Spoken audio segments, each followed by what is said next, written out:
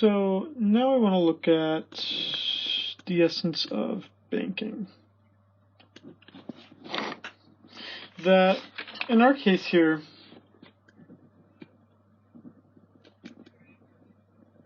banks create the market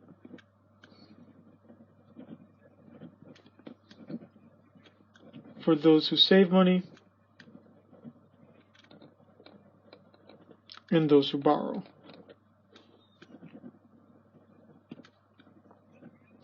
So that's the essence of what banks themselves do.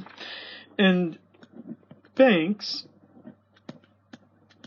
then organize their activities according to the following T-chart, which would be familiar to those of you who are somewhat familiar with accounting.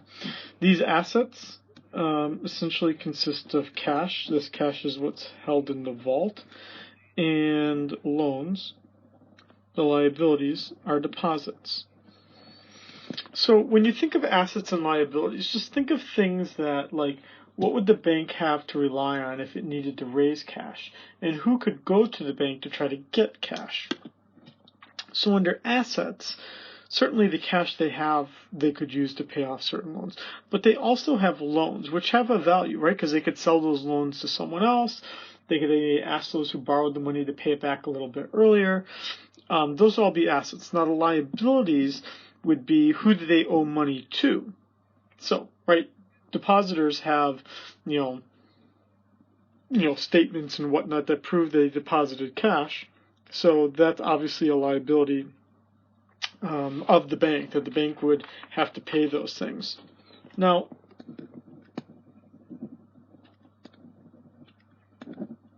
banks are fractional reserve institutions.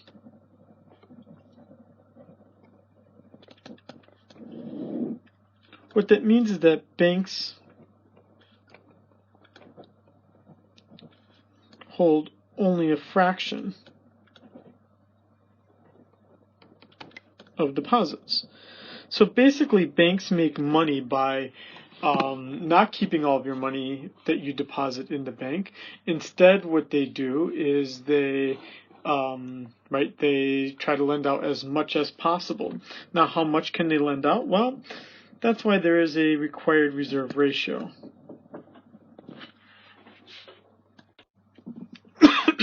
Sorry about that. The required reserve ratio is the minimum percentage of deposits that must be held. This is determined typically by the central bank in the economy. So in this case, it's set by the Federal Reserve. The reason why there's a required reserve ratio is that bank failures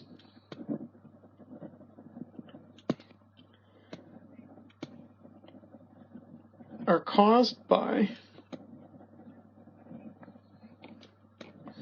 everyone demanding their deposit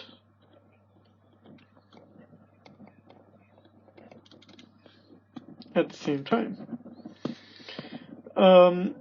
Sometimes you may see this referred to as also a bank run.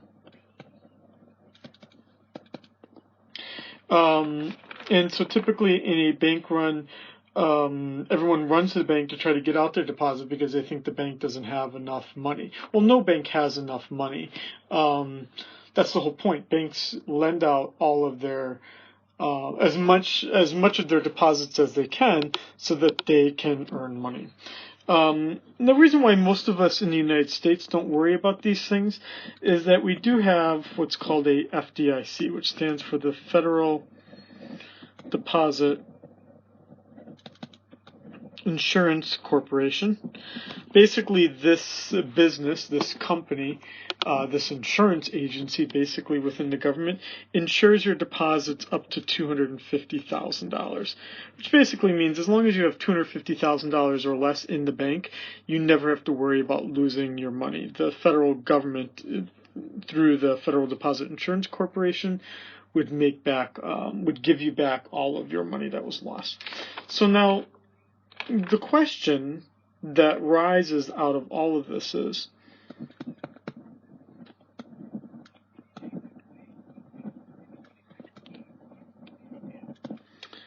how do banks create money? Which may seem like an odd question to you. But in reality, what we see here is that they are meaningfully going to be creating money. And I'm going to do that, I'm going to show you that through an example here.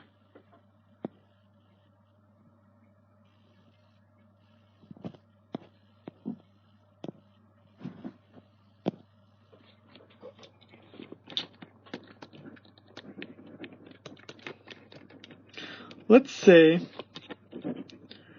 I find $10,000.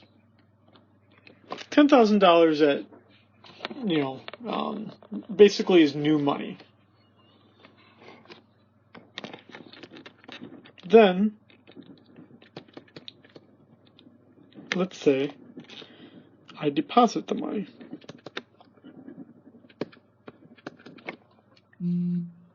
So the question is going to be is how does this work through the system? Let's say that I bank at the Bank of Hawaii. Then in this very first step, here's my assets and liabilities.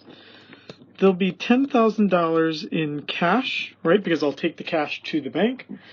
And the liabilities will be that there's a $10,000 deposit, right, because now I have a checking account that says it has $10,000 in it. Then the bank lends the money. Because, right, banks again are in the business of lending out money. Let's say that the required reserve ratio, just to keep things easy here, let's say that the required reserve ratio is 10%, which would basically mean that the bank is required to keep 10% of all deposits. And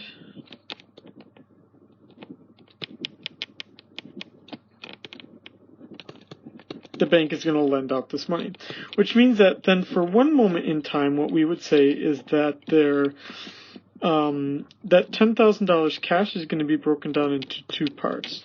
$9,000 is going to be called excess reserves. $1,000 is going to be called required reserves.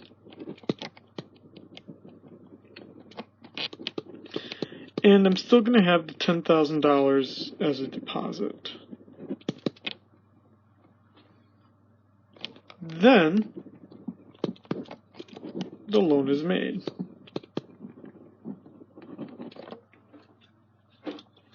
Once the loan is made, then my excess cash is converted into a loan. So now my assets look like $1,000 in required reserves. This could be held as cash basically within my bank vaults. And I've made a $9,000 loan because that's 90% of that original $10,000. Remember, I'm only required to keep 10%. And I still have my $10,000 deposit. Then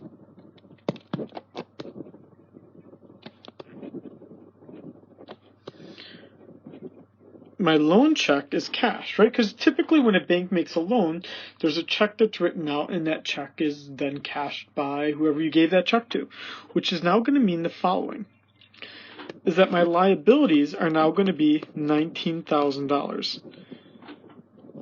Because I have my $10,000 deposit plus someone just cashed at the bank their $9,000 check. So $10,000 plus $9,000. Now my assets equal $1,000 in required reserves, my $9,000 loan, and $9,000 as a, basically, we could call it vault cash.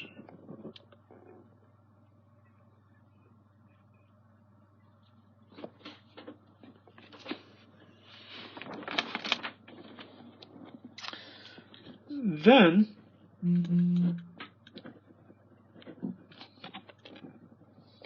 the bank lends out excess reserves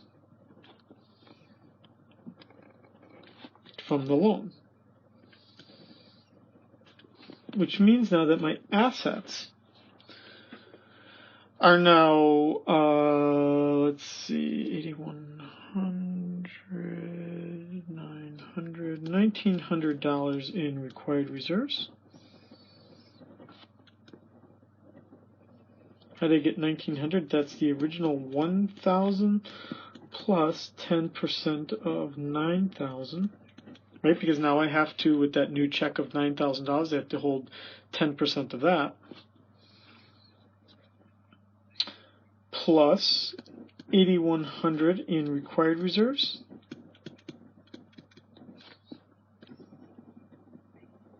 And my $9,000 loan.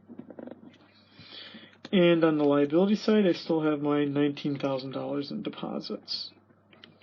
And everything should kind of equal out here. Then another loan is made, because now I'm going to lend out the 8,100, which now means that my assets equal $1,900 in required reserves,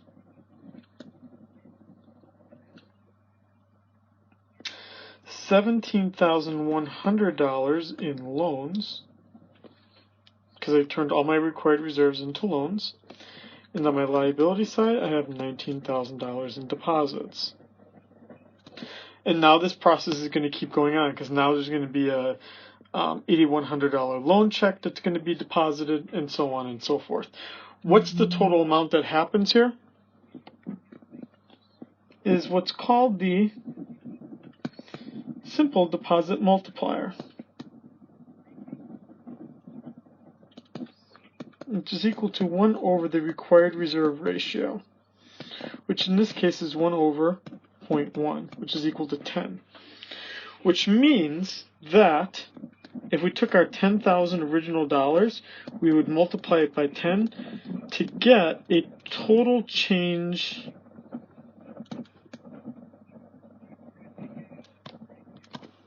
in the money supply of $100,000. That's pretty significant. Now, what this does assume, it assumes two things.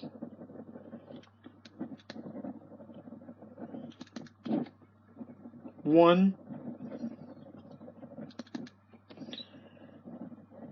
every check is basically cashed or turned into the bank, and that banks hold no excess reserves, that banks are lending out all that they can. In real life, these assumptions don't always hold true, but for these examples, they will.